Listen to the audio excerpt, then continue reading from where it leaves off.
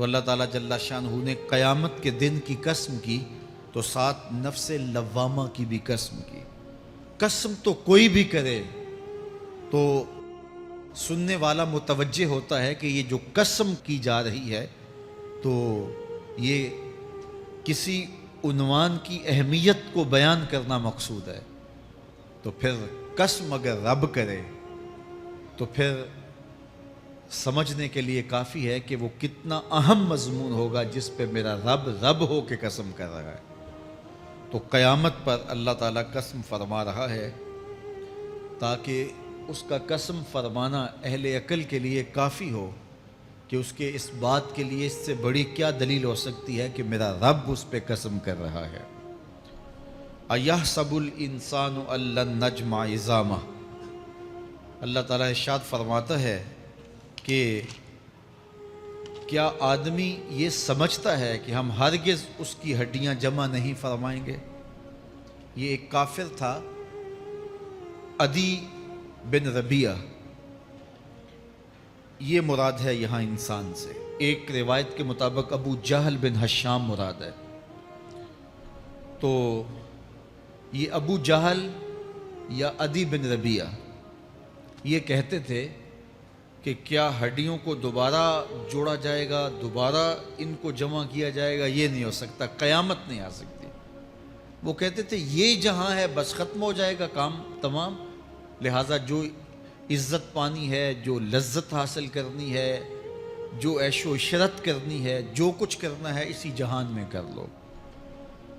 آج کل بہت سارے لوگوں کا رویہ بھی یہی ہے کہ بس ٹھیک ہے یہ دنیا ہی سب کچھ ہے، آخرت بس ایک اعتقاد کی حد تک ذہن کے کسی گوشے میں ہے، 2 لمحوں کے لیے خیال آیا تو رک گئے، پھر اپنی وہی ڈگر کی زندگی۔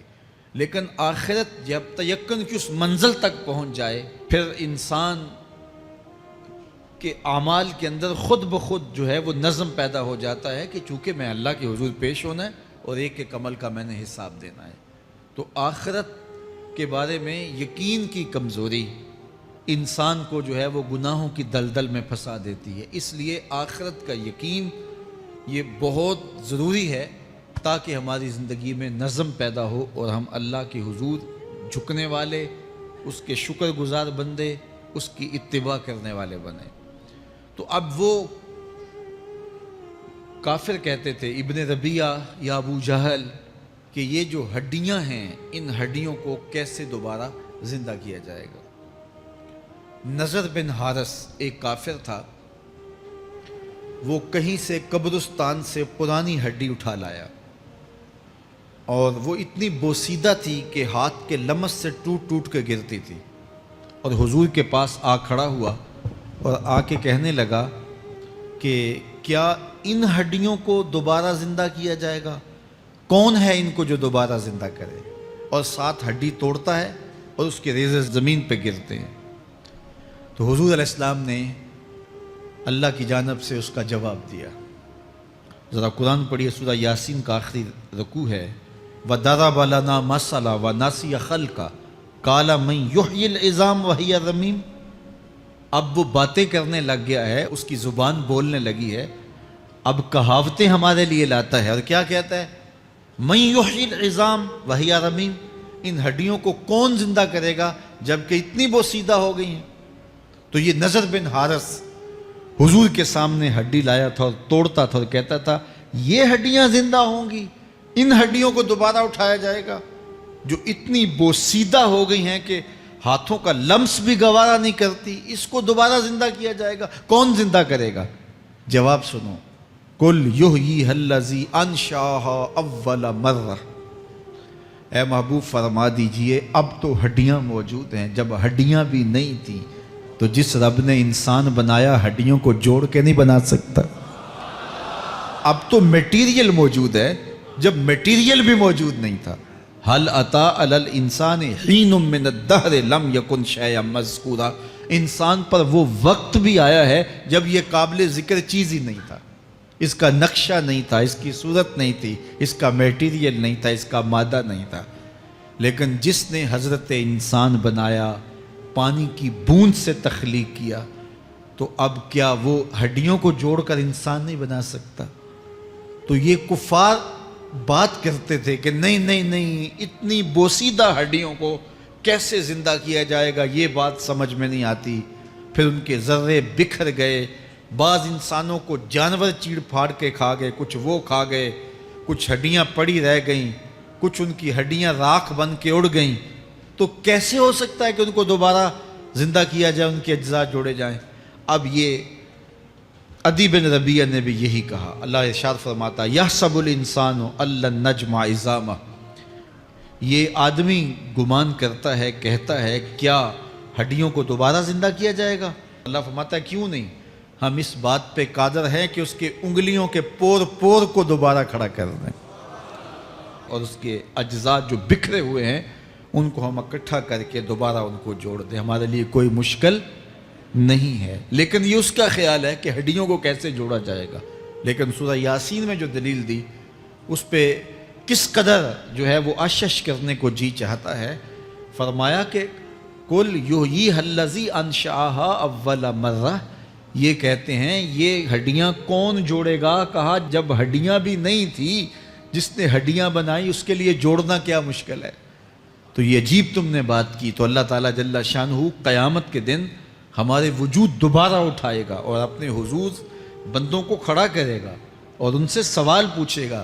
یہ نہیں ہے کہ جو مرضی کرتے گئے، ایک آدمی نے ظلم کیا، جبر کیا، زیادتیاں کی، لوگوں کا حق لوٹا، لوگوں کا مال غصب کیا، عزتیں پامال کی، اور اتنا مؤثر تھا کہ عدالتیں وہ خرید لیتا تھا، کچہریاں وہ خرید لیتا تھا، پولیس وہ خرید لیتا تھا، کوئی سے پوچھنے والا نہیں تھا، اس کی بات چلتی تھی، اس کا فون چلتا تھا، اس کا رکا چلتا تھا، عیش و عشرت کی زندگی گزاری اور مر گیا، ہزاروں کے حق غصب کر کے، ہزاروں کا مال ہڑپ کر کے، لوگوں کی آبروئیں لوٹ کے مر گیا اور قبر میں چلا گیا، بس قصہ ختم۔ اب نہ وہ اٹھے گا نہ اس سے حساب لیا جائے گا، تو پھر انصاف کہاں گیا؟ ایک عدالت ایسی ہونی چاہیے کہ جس عدالت میں اس کو بھی پکڑا جائے اور ٹکٹکی پہ باندھا جائے کہ دنیا پر تو کسی نے تجھے پکڑا نہیں، آ اس عدالت میں تیرے خلاف سلطانی گواہ بھی موجود ہیں اور تجھے گناہوں کا، جرم کا بدلہ بھی دیا جائے گا، اور منصف جو ہے وہ انصاف کرے اور ان مظلوموں کو کھڑا کیا جائے کہ دنیا پر تو تمہاری داد رسی کسی نے کی، اس دربار میں تمہاری پوری پوری داد رسی کی جائے گی۔ عقل مانتی ہے کہ ایک ایسا دربار ہونا چاہیے، ایسا احتسابی عمل ہونا چاہیے، ایک ایسی عدالت لگنی چاہیے کہ جس کا کہیں جسے انصاف نہیں ملا اس کو وہاں جا کے انصاف ملے، اور وہ دن قیامت کا دن ہے۔ اس کا یقین زندگی میں نظم پیدا کر دیتا ہے اور تھر تھر بدن کانپتا ہے کہ آج اگر ہم مؤثر بھی ہو جائیں اور کسی کے سامنے جواب دہ نہ ہوں، لیکن ایک عدالت تو ہے جہاں ہم نے جواب دہ ہونا ہے اور اپنے ایک ایک عمل کا حساب دینا ہے۔ تو اللہ ارشاد فرماتا ہے کہ اس عدالت کے سامنے تم نے پیش ہونا ہے، تمہارے جوڑ جوڑ کو اللہ تعالیٰ دوبارہ کھڑا کرے گا اور اس کو دوبارہ تخلیق کرے گا اور پیدا کرے گا، اور تم دوبارہ کھڑے ہو جاؤ گے، اس کے حضور پیش ہوگے۔ بل یرید الانسان لیفجر امامہ، بلکہ آدمی چاہتا ہے کہ اس کی نگاہ کے سامنے بدی کرے۔ استغفر اللہ۔ یہ ایک ظالم کافر تھا، وہ حضور کی خدمت میں آیا، کہنے لگا میں نہیں مانتا قیامت آئے گی۔ حضور نے اس کو دلائل دیے، تو جب دلائل کے سامنے بے بس ہو گیا تو کہنے لگا کہ جس قیامت کی آپ بات کرتے ہیں وہ قیامت آ بھی گئی تو میں نہیں مانوں گا۔ اللہ اکبر۔ تو وہ انکار کرنے والوں کی انتہا ہوتی ہے، اور ذرا دیکھیے وہ کیا بول رہا ہے، بل یرید الانسان لیفجر امامہ۔ اس کی سرکشی دیکھیے، اس کا تمرد دیکھیے۔ وہ کہتا ہے اچھا اگر قیامت قائم ہوئی تو یہ گناہ، یہ جرم، یہ بدی، یہ بدکاریاں، یہ ظلم جو میں کرتا ہوں، یہ بدکاریاں رب کے سامنے کروں گا۔ کیسی ڈٹائی ہے، مذاق اڑاتا ہے، تمسخر اڑاتا ہے آخرت کا۔ کہتا ہے جو بدیوں کا کاروبار میں نے گرم کیا ہے، جو بدکاریاں میری زندگی کا معمول ہیں، جو دادے عیش دیتا ہوں، جو عزتوں کو پامال کرتا ہوں، جو غریبوں کے پنجے توڑتا ہوں، جو لوگوں کا حق غصب کرتا ہوں، جو برائیاں کرتا ہوں، اگر قیامت قائم بھی ہو گئی تو میں یہ سارے جرم رب کے سامنے کروں گا، پھر وہ مجھے پکڑ کے دکھائے۔ اللہ اکبر۔ یسأل ایان یوم القیامہ، پھر پوچھتا ہے اچھا قیامت کب آئے گی؟ یہ تمسخر کے طور پہ پوچھتا ہے، لاؤ نہ قیامت کب آئے گی قیامت، میں جرم رب کے سامنے کرنا چاہتا ہوں۔ اللہ اکبر۔ اب جواب سنیے، اب لفظوں کا ترجمہ اس زور سے کیا ہی نہیں جا سکتا جس زور کے لفظ ہیں۔ وہ کہتا ہے قیامت کب آئے گی، میں تو یہ جرم رب کے سامنے کرنا چاہتا ہوں، کوئی قیامت نہیں ہے، مذاق اڑاتا ہے، قیامت کب آئے گی؟ آواز آئی فَإِذَا بَرِقَ الْبَصَرُ وَخَسَفَ الْقَمَرُ وَجُمِعَ الشَّمْسُ وَالْقَمَرُ، جب قیامت آئے گی تو آنکھیں چندھیا جائیں گے، چاند بے نور ہو جائے گا، سورج اور چاند اکٹھے ہو جائیں گے۔ یقول الانسان یومئذ این المفر، آج جو کہتا ہے کہاں ہے قیامت، اس دن بھاگتا پھرے گا، کوئی پناہ گاہ ہو بتاؤ، کوئی ہے ٹھکانہ چھپنے کا، کوئی پناہ گاہ ہے؟ کلا لا وزر، آواز آئے گی کوئی ٹھکانہ نہیں ہے، آج کوئی ٹھکانہ نہیں ہے۔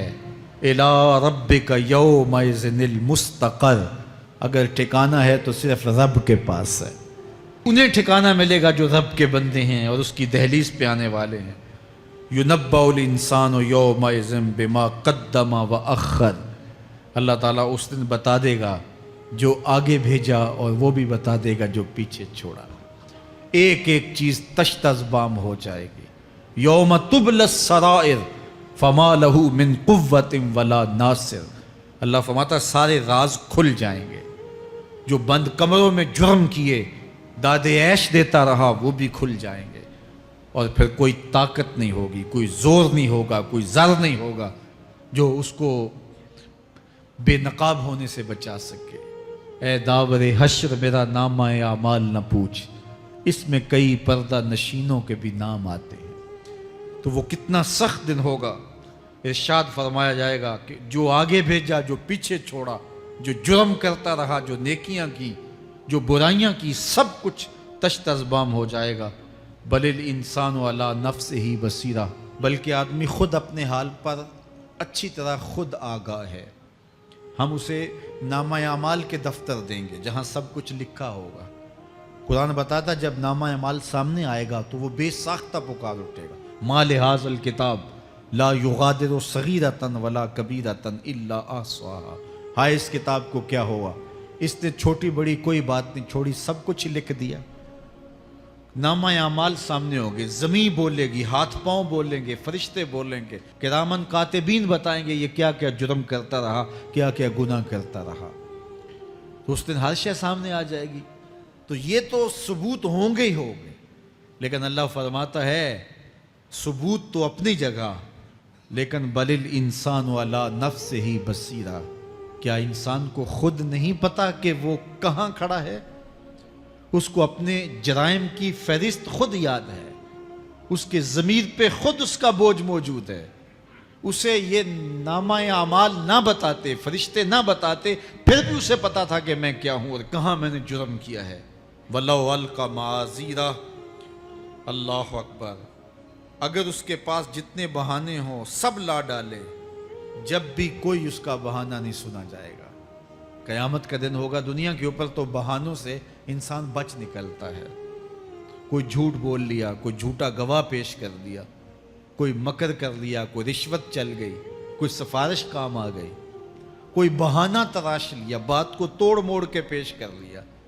لیکن قیامت کا جب دن ہوگا تو کوئی نہ جھوٹا گواہ چلے گا، نہ رب کی پولیس رشوت لیتی ہے، نہ وہاں انصاف کے خلاف کوئی کام ہوگا، اور نہ ہی کوئی بہانہ چل سکے گا۔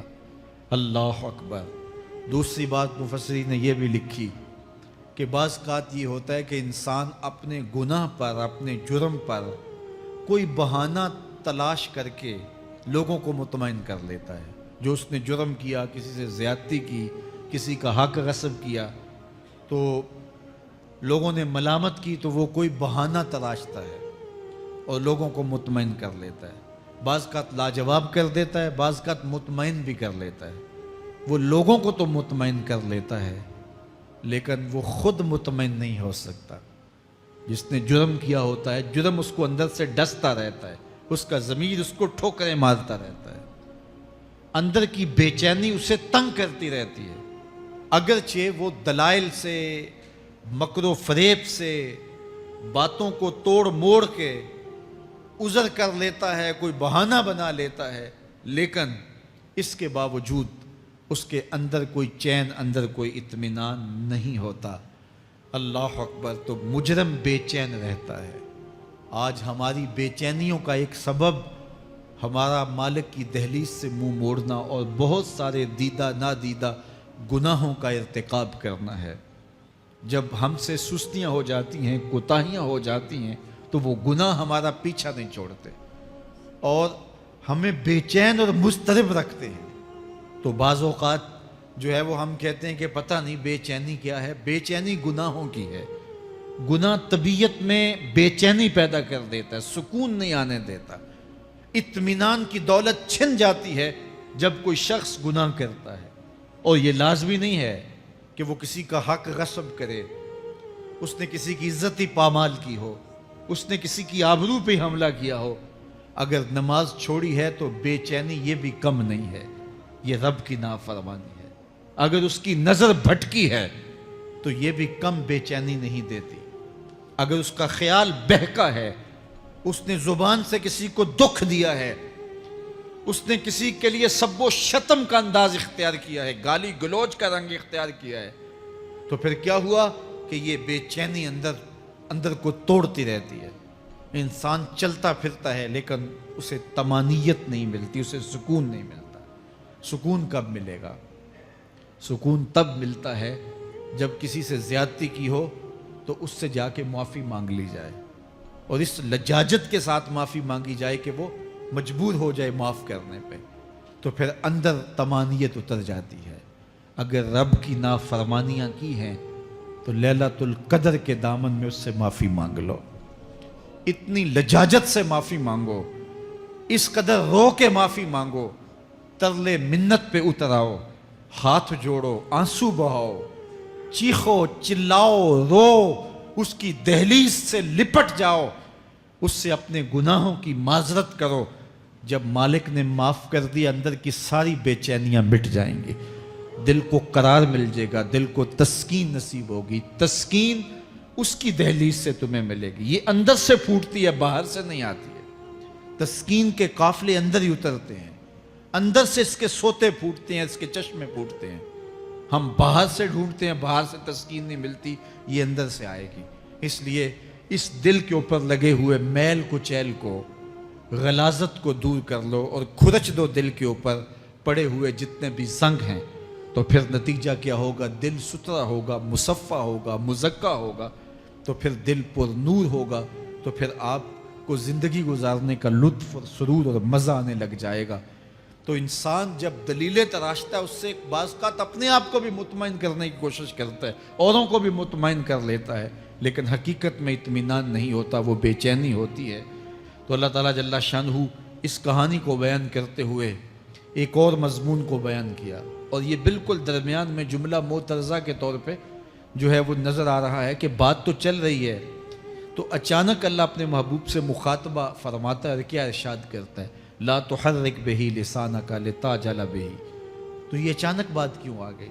اصل بات یہ تھی کہ جب وحی نازل ہوتی تو آقا کریم علیہ السلام ہمہ تن گوش ہو کے اس وحی کو سنتے، پھر اس کو محفوظ کرنے کی فکر ہوتی کہ جو میں نے سنا ہے وہ اچھی طرح مجھے یاد ہو جائے، اور پھر آقا کریم علیہ السلام کی تیسری فکر یہ ہوتی کہ اس کے جو معارف ہیں، اسرار ہیں، اور اس کے جو ثمرات ہیں، اس کی جو تفصیلات اور نکلنے والے اس کے نتائج ہیں، وہ بھی اچھی طرح جو ہے وہ میں سمجھ پاؤں۔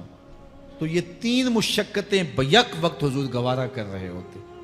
اب قیامت کا ہولناک منظر جو پیش کیا گیا، اور پھر انسان جب اپنے رب کی نافرمانی کرتا ہے تو جو اس کا حال ہوتا ہے، تو یہ سارے مضامین کو اللہ کے محبوب سن رہے تھے۔ حضور کے قلب اطہر پر گرانی آئی، اور میرے رب کو کیسے گوارا تھا۔ جو حضور سن رہے تھے جلدی جلدی اس کو زبان پہ لانا چاہ رہے تھے تاکہ وہ اچھی طرح ازبر ہو جائے، لیکن اللہ نے محبوب کی اس مشقت کو دیکھا تو فرمایا لا تحرک بہ لسانک لتعجل بہ۔ محبوب آپ اپنی زبان کو جنبش نہ دیں، آپ جلدی کرتے ہیں تاکہ وہ جو میں نے سنا ہے وہ میری زبان پہ آ جائے، ان علینا جمعہ و قرآن، یہ ہمارے اوپر ہے، ہم آپ کے دل میں جمع بھی کریں گے، جو آپ کو سکھایا ہے وہ آپ کو یاد بھی رہے گا، وہ آپ بھول نہیں سکیں گے۔ فَإِذَا قَرَأْنَاهُ فَاتَّبِعْ قُرْآنَ، اور جب ہم پڑھ لیں تو پھر اس کے بعد آپ اس کو دہرائیں پڑھیں۔ ثُمَّ إِنَّ عَلَيْنَا بَيَانًا، پھر اس کی تفصیل بھی ہمارے ذمہ ہے، اس کا بیان بھی ہمارے ذمہ ہے۔ اس سے وہ لوگ جو حجیت حدیث کا انکار کرتے ہیں اور پھر وہ کہتے ہیں کہ نہیں بس قرآن مجید کی آیات ہی ہیں، اس کے علاوہ اور کچھ نہیں ہے، وہ من اللہ نہیں ہے، تو یہاں غور کرنا ہے۔ ثم ان علینا بیانہ فرمایا گیا، پھر ہمارے اوپر ہے اس کا بیان جو آپ کو ہم القاء کریں۔ اور آقا کریم نے فرمایا، سنن نسائی کی روایت ہے، انما اوتیت القرآن ومثلہ معہ، مجھے قرآن دیا گیا اور قرآن جتنے اور علوم بھی میرے سینے میں رکھے گئے۔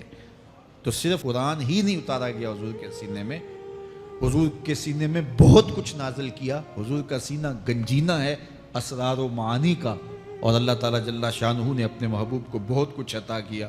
یہ بیان کرنے کے بعد فرمایا، کلا بل تحبون العاجلہ وتذرون الآخرہ۔ اللہ اکبر، کوئی نہیں بلکہ یہ جو تم لوگ ہو اے کافرو، تم اس چیز کو پسند کرتے ہو جو بالکل نقد ہے، جو جلد ملنے والی ہے۔ دنیا کا سودا نقد ہے، دنیا کے نفع نقد ہیں، دنیا کی لذات نقد ہیں۔ شیطان کہتا ہے اب چوری کرو اب مال آئے گا، اب زنا کرو اب لذت ملے گی، اب ڈاکہ کرو اب امیر ہو جاؤ گے۔ تو دنیا کے سودے نقد ہیں اور آخرت کے وعدے ادھار ہیں۔ اور ارشاد فرمایا، بل تحبون العاجلہ، تم دنیا کی جو عاجل چیزیں ہیں، جو بالکل نقد سودے ہیں، تم ان کے پیچھے پڑتے ہو، وتذرون الآخرہ، اور آخرت کو چھوڑتے ہو۔ دوسرے مقام پہ ارشاد فرمایا سورہ الاعلیٰ میں، بل تؤثرون الحیات الدنیا والآخرۃ خیر وابقیٰ، تم دنیا کی جیتی زندگی کو ترجیح دیتے ہو، حالانکہ آخرت بہتر بھی ہے اور دائمی بھی۔ میں آپ کی توجہ چاہوں گا، آخرت بہتر بھی ہے اور دائمی بھی، لیکن تمہاری ترجیح یہ دنیا ہے جس کی آخرت کے مقابلے میں کوئی حیثیت ہی نہیں ہے۔ حضور نے ارشاد فرمایا، اگر کسی کو جنت میں ایک کوڑا رکھنے کی جگہ مل جائے، ایک ڈنڈا رکھنے کی جگہ مل جائے، دنیا و ما فیہا کی دولتوں سے وہ زیادہ قیمتی ہے۔ 7 براعظموں پہ پھیلی ہوئی کائنات، سمندروں کی تہوں میں قیمتی موتی، پہاڑوں کے دامن میں قیمتی معدنیات، مالیاتی اداروں کے پاس سرمائے، لوگوں کے پاس دولت کے انبار، یہ سارے اکٹھے کر لیے جائیں اور ان کی قیمت لگائی جائے، اور جنت میں ایک ڈنڈا رکھنے کی جگہ، ایک عصا رکھنے کی جگہ، ایک کوڑا رکھنے کی جگہ، وہ جگہ پھر بھی زیادہ قیمتی ہے۔ پراپرٹی ویلیو ہوتی ہے نا، وہ کہتے ہیں کہ دور دراز دیہات سے 10 ایکڑ فروخت کریں تو یہاں ہمارے بائی پاس پہ اگر لیں تو 1 کنال جگہ آئے گی، 10 ایکڑ فروخت کر کے یہاں 1 کنال ملے گی۔ اور اگر آپ مزید اس کو فروخت کر کے مزید جو ہے وہ کسی مہنگے علاقے میں چلے جائیں تو ہو سکتا ہے 2 مرلے اس 10 ایکڑ کے مقابلے میں آئیں۔ تو اس طرح مختلف جگہوں کی پراپرٹی ویلیو ہوتی ہے۔ اللہ کے محبوب جنت کی پراپرٹی ویلیو بتا رہے ہیں۔ 7 براعظموں پہ پھیلی ہوئی کائنات کو ایک پلڑے میں رکھیں، پوری دنیا کے اندر جو سرمائے ہیں، جو ماضی میں سرمائے لوگوں نے خرچ کر لیے، جو حال میں موجود ہیں، جو آنے والے ادوار میں لوگوں کے پاس آئیں گے، قارون کا خزانہ اور سرمائے سارے اکٹھے کر کے ایک پلڑے میں رکھ دیں، جنت میں ایک عصا رکھنے کی جگہ پھر بھی زیادہ قیمتی ہے۔ تو پھر دنیا کی آخرت کے مقابلے میں قیمت کیا ہوئی؟ دنیا کی جنت کے مقابلے میں ویلیو کیا ہوئی؟ اور جنت میں سب سے کم جگہ کس کو ملے گی؟ جو سب سے آخر میں جائے گا۔ ظاہر ہے سب سے کم جگہ اسی کے پاس ہوگی جو سب سے آخر میں جہنم کے دھکے کھا کھا کے، رگڑے سہ سہ کے پھر آخر میں جنت میں جائے گا۔ سب سے تھوڑی جگہ اس کے پاس ہوگی۔ حدیث پاک میں آتا ہے، بخاری میں آتا ہے، حضور نے ارشاد فرمایا، کہ جب جہنم سے آخری جہنمی نکالا جائے گا تو اللہ تعالیٰ اسے پوچھے گا بتا تیری کوئی آرزو، تو وہ کہے گا مالک یہ آرزو ہے، یہ آرزو ہے، مختلف آرزوؤں بتائے گا۔ اللہ فرمائے گا لکا ما تمنیتا، جو تو نے آرزو کی جا جا تجھے میں نے عطا کر دی، اب جنت میں چلا جا۔ تو اس کی تو توقع یہ ہوگی کہ سایہ دیوار جنت میں جگہ مل جائے تو غنیمت ہے، اور اگر جنت کے اندر جاؤں تو کوئی جھونپڑا مل جائے 2 مرلے کا تو وہ بھی کافی ہے۔ لیکن اللہ اسے کتنی جگہ دے گا؟ اللہ فرمائے گا جا جنت میں، تیرے لیے جنت میں دنیا سے 10 گنا جگہ ہے۔ 7 بر اعظموں کو 10 سے ضرب دے تو کہا کہ دنیا سے 10 گنا جگہ تیرے لیے۔ اس کو یقین ہی نہیں آئے گا، وہ کہے گا اتسخر وانت الملک، میرے رب تو بادشاہ ہو کے مجھ سے مذاق کر رہا ہے؟ اللہ فرمائے گا نہیں، تیرے لیے 10 گنا جگہ ہے، اور اس کے لیے 10 گنا جگہ ہوگی جو سب سے آخر میں جنت میں جائے گا۔ میں آپ کی توجہ چاہوں گا، جو آخری جنتی ہے اس کے پاس کتنی جگہ ہوگی، کتنی پراپرٹی ہوگی؟ آج تو 2 10 20 50 مربع کسی کے پاس ہوں تو وہ اتراتا ہوا چلتا ہے کہ میں اتنا بڑا ذمہ دار ہوں۔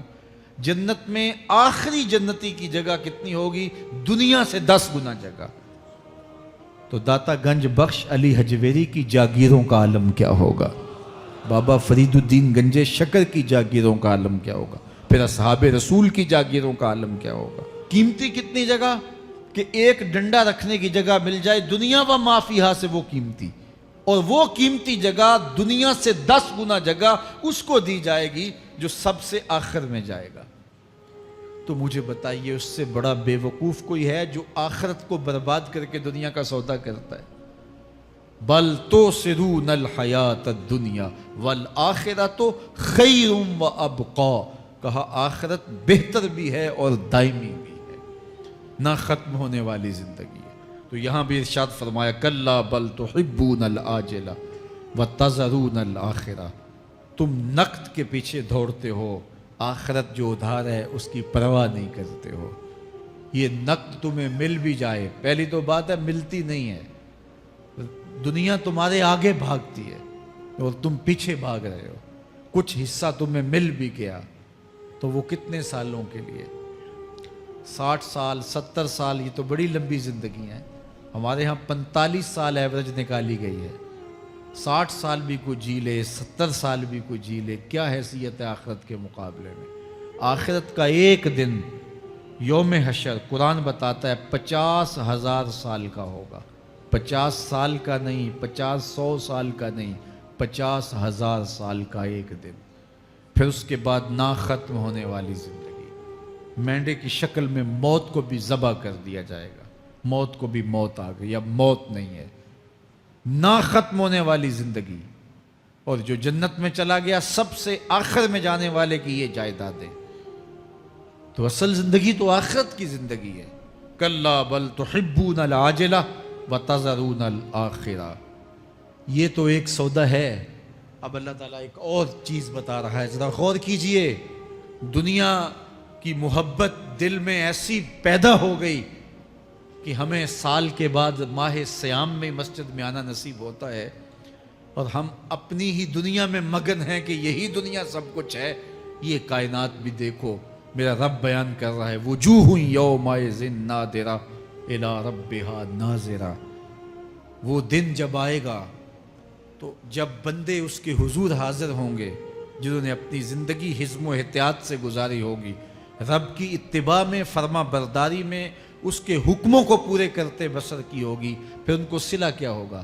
اللہ فرمایا کچھ چہرے ہوں گے جو تر و تازہ ہوں گے، کھل کے گلاب ہو جائیں گے، چہرے منور اور تابہ ہوں گے۔ یہ اتنے کھلے کیوں ہوں گے، چہرے گلاب کیوں ہوں گے؟ الی ربہا ناظرہ، اس لیے کہ رب کا دیدار نصیب ہوگا۔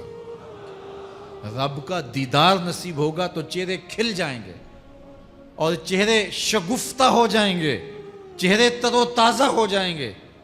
یار کوئی پرانا دوست مل جائے اور آپ سخت صدمے کے ماحول میں ہوں تو اچانک اسے دیکھ لیں تو آپ کا چہرہ کھل جاتا ہے اور آپ کا چہرہ گلاب بن جاتا ہے، تو پھر کیا منظر ہوگا؟ دنیا کے تھکے ہوئے لوگ، جنگوں کے ستائے ہوئے لوگ، بدر، احد، حنین اور کربلا کی سختیاں گوارا کیے ہوئے لوگ، تہجد کے اندر لمبا قیام کر کے راتوں کی تنہائیوں کے تھکے ہوئے لوگ، حلال کھایا حرام نہیں کھایا اور دنیا سے پیچھے رہ گئے، دنیا آگے چلی گئی اور یہ حلال کی تلاش میں بظاہر پیچھے رہ گئے۔ گھر والے بھی تانے دیتے ہیں کہ تم تو پیچھے رہ گئے، دنیا کہاں چلی گئی، تمہارے رشتہ دار کہاں چلے گئے۔ تانے اور تانوں تشنی کے برستے تیر سہے ساری زندگی گزار دی۔ دکھوں کے مارے ہوئے یہ شخص جب قیامت کے دن اپنے رب کے حضور جائیں گے تو اللہ رخ انور سے نقاب ہٹا دے گا، پھر کیا ہوگا؟ اللہ کا دیدار ہوگا تو یہ چہرے کھل جائیں گے، ساری تھکن اتر جائے گی، جنم جنم کی ساری تھکن اتر جائے گی اور چہرے شگفتہ گلاب بن جائیں گے۔ اللہ فرمائے گا دیکھو ان کے چہرے کیسے کھلے ہوئے، وجوہ یومئذ ناظرہ الی ربہا ناظرہ۔ یہ تو خوش نصیب لوگوں کے چہرے ہیں۔ ووجوہ یومئذ باسرہ، اور پھر اس دن کچھ منہ بگڑے ہوئے ہوں گے۔ کیسے بگڑے ہوں گے؟ پاؤں میں درد ہو تو چہرے پر بگاڑ ہوتا ہے، پیٹ میں درد ہو تو چہرہ اچھا دکھائی نہیں دیتا، کان میں درد ہو، آنکھ میں درد ہو، سر میں درد ہو تو چہرہ بگڑ جاتا ہے۔ اور ان کے چہرے اتنے بگڑے ہوں گے، کوئی آنے والا خوف طاری ہو تو چہرے بگڑ جاتے ہیں۔ اور انسان کے چہرے کی ہوائیاں اڑی ہوتی ہیں، اب ان کے چہروں کی ہوائیاں اڑی ہوں گی۔ کیوں؟ قرآن بتاتا ہے تظن ان یفعل بہا فاقرہ، یہ ڈر رہے ہوں گے کہ ہمارے ساتھ اب جو سلوک ہونے والا ہے وہ کمر کی ہڈی توڑ دے گا۔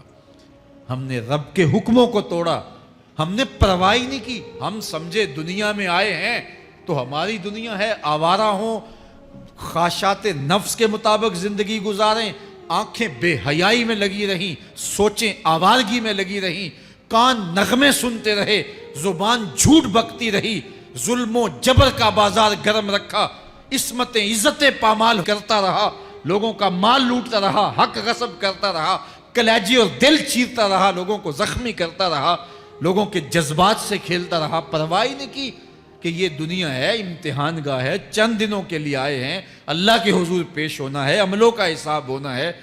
اب جب وہ دیکھیں گے کہ ہمارے ساتھ کیا ہونے والا ہے تو ان کے چہرے پہلے بگڑ جائیں گے۔ کیوں؟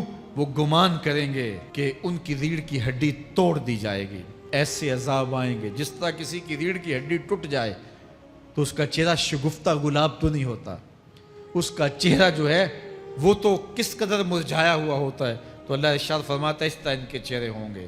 ابھی عذاب آیا نہیں ہے لیکن چہرے پہلے اترے ہوئے ہوں گے، اور جب عذاب کی بھٹی میں ڈالے جائیں گے، اللہ اکبر، اور وہ سخت عذاب، حضور نے جبریل امین سے پوچھا مجھے جہنم کے عذابوں کا ذکر سناؤ۔ عرض کی حضور سب سے ہلکے عذاب کی کہانی سناتا ہوں، اور وہ یہ کہ جہنمی کے پاؤں میں آگ کا جوتا رکھا جائے گا، باقی پورا بدن اس کا سلامت ہوگا۔ یہ سب سے ہلکے عذاب کی کیفیت ہے۔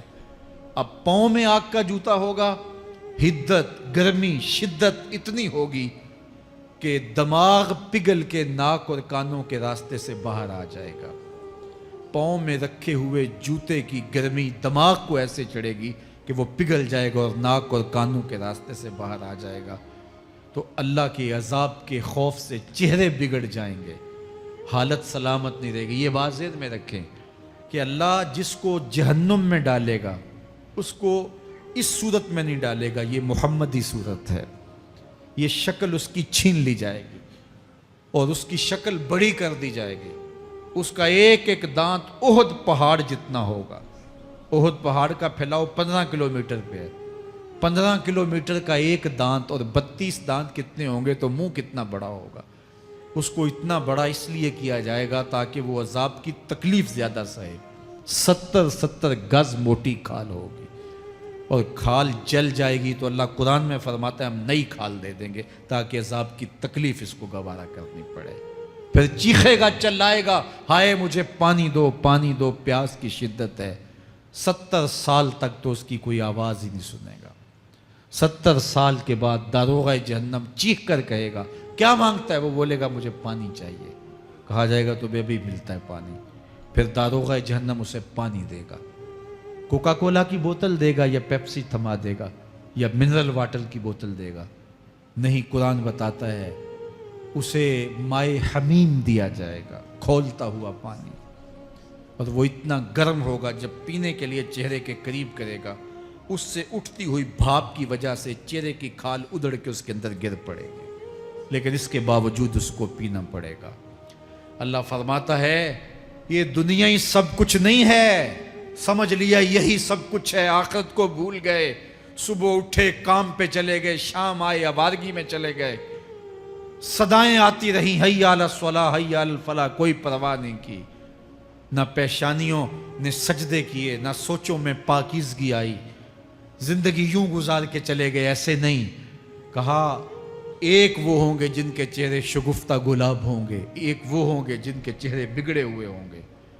अल्लाह अकबर। कल्ला इज़ा बलगतित तराकी, ये तो क़यामत का मंजर है ना, क़यामत से कबल भी एक मंजर है, अल्लाह उस मंजर को भी बयान कर रहा है। कल्ला इज़ा बलगतित तराकी, हाँ हाँ जब जान गले को पहुंच जाएगी। ऐ इंसान तेरे ऊपर वो घड़ी भी आने वाली है, वो वक्त भी आने वाला है जब सांस इस हंसली में अटक जाएगा, जब सीने से भी सांस ऊपर चली गई। अब डॉक्टर भी लाइलाज करार दे रहे हैं कि अब इलाज नहीं रहा है, जान बस अब निकलना चाह रही है, और कहा जाएगा कोई झाड़ फूंक वाला बुलाओ। अब डॉक्टरों ने तो जवाब दे दिया, अब सांस अटक गई गले में, चंद लम्हों की मेहमान है। अब डॉक्टरों ने कहा अब हमारी जानब से ला इलाज हो गया, अब ले जाओ इसको घर या वेंटिलेटर पे डाल देते हैं इसको, बस अब हमारी जानब से कोई इसका इलाज नहीं है।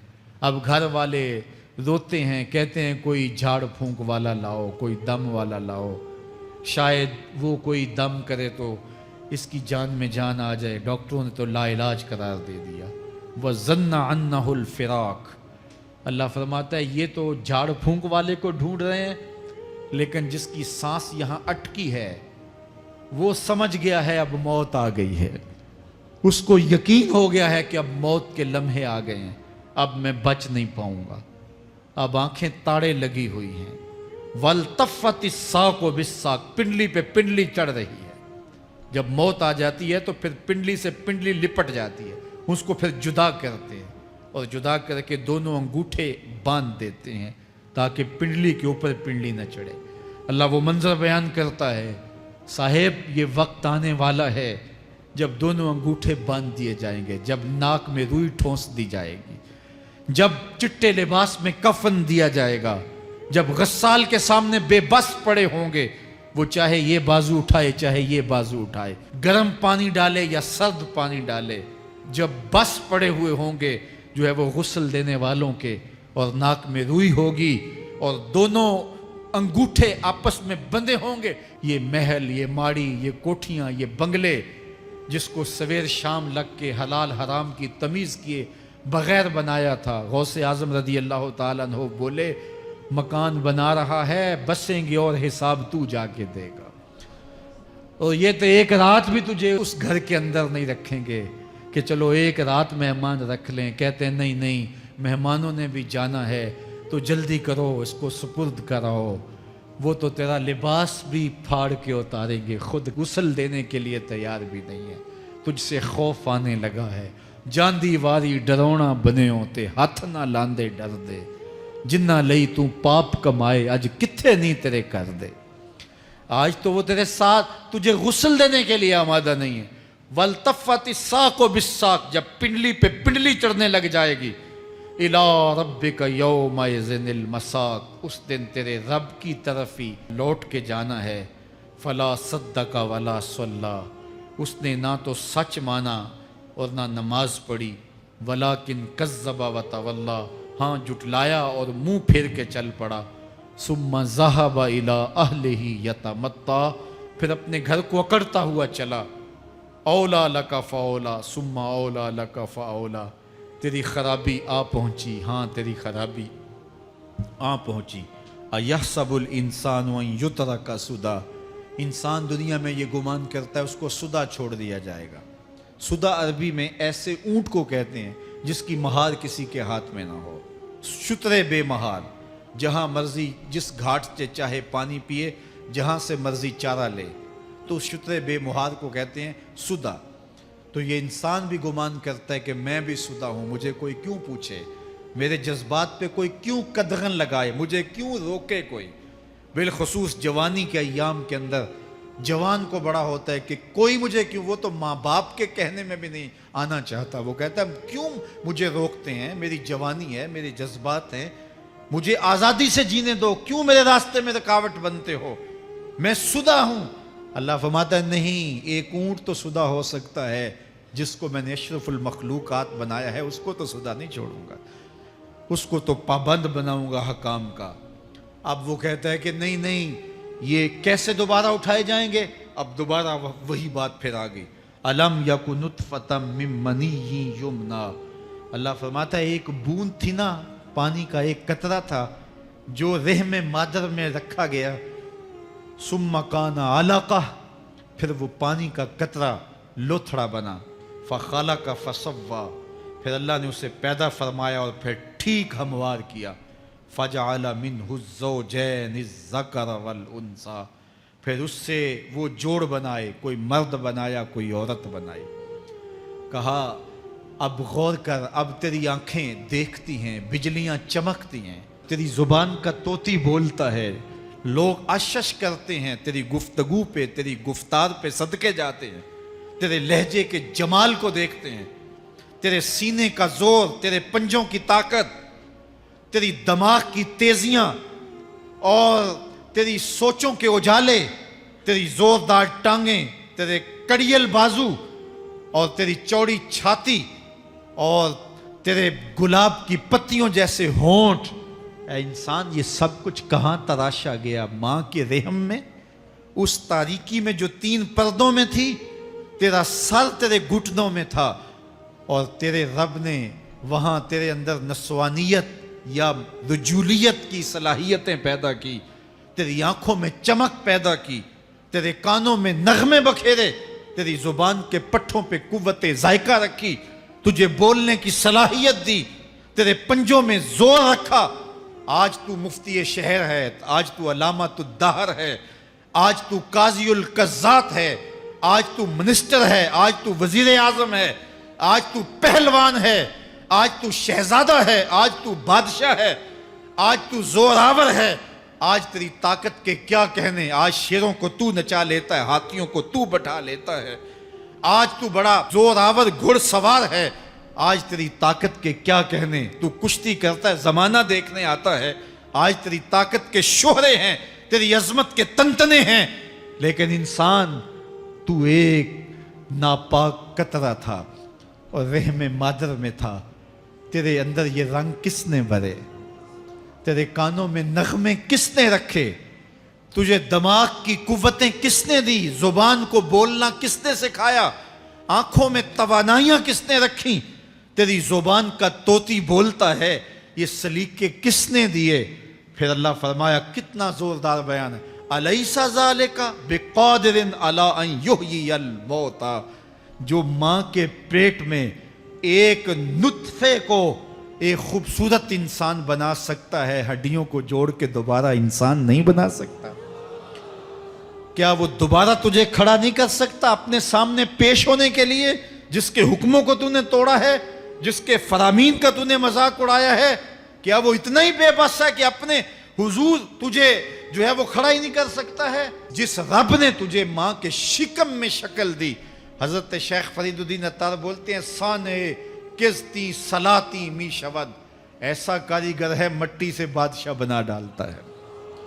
اس نے مٹی سے دارا و سکندر بنائے، اس نے مٹی سے جو ہے وہ رستم و سہراب بنائے، اس نے مٹی سے کیا کیا بنا دیا، جو مٹی سے بادشاہ بنا سکتا ہے، جو نطفہ رحم مادر سے جو ہے وہ شکل اور صورت اور رنگ اور جمال بنا دیتا ہے۔ تیری صورت نکھرتی ہے، تیرے ہونٹ گلابی ہیں اور تیری نرگسی آنکھیں ہیں، تیرے ریشمی بال ہیں اور تیری خوبصورت رنگت ہے، تو چال چلتا ہے تو لگتا ہے قیامت چل رہی ہے، تیرا قد رانا جو ہے وہ صنوبر کو شرماتا ہے، تیری گفتار کے تنتنے ہیں، جس نے اتنی خوبصورت شکل ماں کے رحم میں بنائی، کیا وہ ہڈیوں کو جوڑ کے دوبارہ انسان نہیں بنا سکتا؟ وہ دوبارہ انسان بنائے گا اور پھر تجھے اپنے حضور کھڑا کرے گا۔ اور ایک حدیث میں آتا ہے اللہ بندے کو اپنے حضور کھڑا کرنے کے بعد اپنے سامنے سے ہٹنے نہیں دے گا جب تک 5 سوال نہیں پوچھ لے گا۔ ان عمر ہی فیما افنا ہو، اس کی عمر کے بارے میں پوچھے گا کہاں ضائع کی؟ میں نے تجھے زندگی دی 60 سال 70 سال 40 سال 50 سال، اس زندگی کو کہاں گزار کے آیا ہے؟ ان شباب ہی فیما ابلا ہو، اس کی جوانی کے بارے میں پوچھا جائے گا جوانی کہاں گزار کے آیا ہے؟ مجنوں تو نہیں بنا رہا، خواہشات کا اسیر تو نہیں ہو گیا، دیوانوں کی طرح زندگی تو نہیں گزار کے آ گیا؟ تیری جوانی کسی چوک میں تو نہیں گزری، تیری جوانی آوارگی میں تو نہیں گزری، ساری رات سوشل میڈیا کے اوپر گندگی اور غلاستیں تو نہیں دیکھتا رہا؟ تیری زندگی گزری کہاں ہے؟ تیری جوانی گزری کہاں ہے؟ اگر کوئی جواب نہ ہوا تو پھر کیا جواب دے گا؟ اور وہ کتنا خوش نصیب ہوگا جو کہے گا مالک میری جوانی سجدوں میں گزری، میری جوانی قیام میں گزری، میری جوانی رکوع میں گزری۔ میرے حضور فرماتے ہیں سبعۃ یظلھم اللہ فی ظلہ یوم لا ظل الا ظلہ، 7 اشخاص ایسے ہیں قیامت کے دن جب کوئی سایہ نہیں ہوگا، اللہ ان 7 کو اپنے عرش کا سایہ دے گا۔ ان میں سے دوسرا شخص میرے حضور نے بیان فرمایا وشاب نشأ فی عبادت اللہ، وہ جوان جس کی جوانی اللہ کی عبادت میں گزری۔ جوانوں اپنی زندگی کو مالک کی دہلیز پہ لے آؤ۔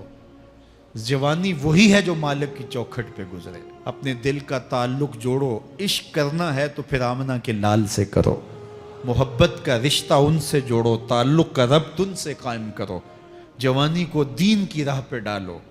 اللہ اکبر، سنو میرے حضور کا فرمان، انا حبیب اللہ، میں اللہ کا حبیب ہوں۔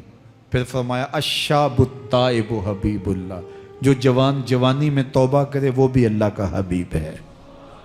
آؤ اللہ کے حبیب بن جاؤ، اللہ کے حبیب بن جاؤ، اللہ کے حبیب بن جاؤ، اللہ کے محبوب بن جاؤ۔ لیلۃ القدر کی گھڑیاں ہیں، رات کا پچھلا پہر ہے، اللہ کے حضور یہ عہد کر کے اٹھو مالک جو زندگی گزر گئی، آئندہ جوانی کا ایک ایک لمحہ تیرے لیے گزرے گا، جیوں گا تو تیرے لیے، مروں گا تو تیرے لیے۔ میری ایک ایک سانس تیرے نام وقف ہوئی، میری زندگی کی ایک ایک ساتھ تیرے نام وقف ہوئی، میں اپنا سب کچھ تیرے لیے پیش کرتا ہوں۔